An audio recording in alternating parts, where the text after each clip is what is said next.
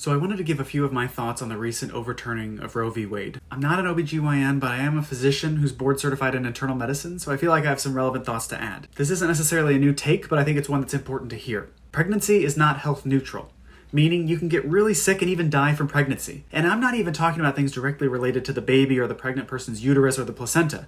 You can develop heart failure from pregnancy and need a heart transplant. I've seen that firsthand. You can develop liver failure from pregnancy, where the only treatment is a liver transplant. Pregnancy itself puts a huge strain on the body.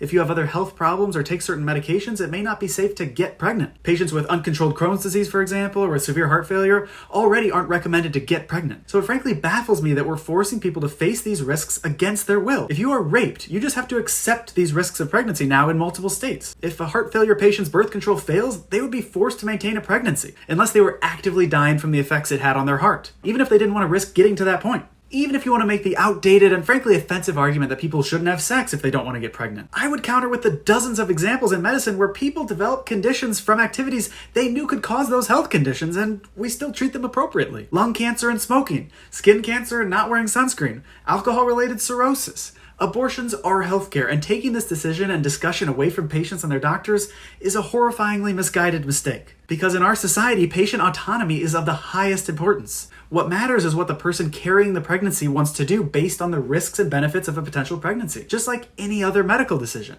Each adult needs to decide for themselves based on the guidance of their doctor, not based on which state they have the misfortune of living in.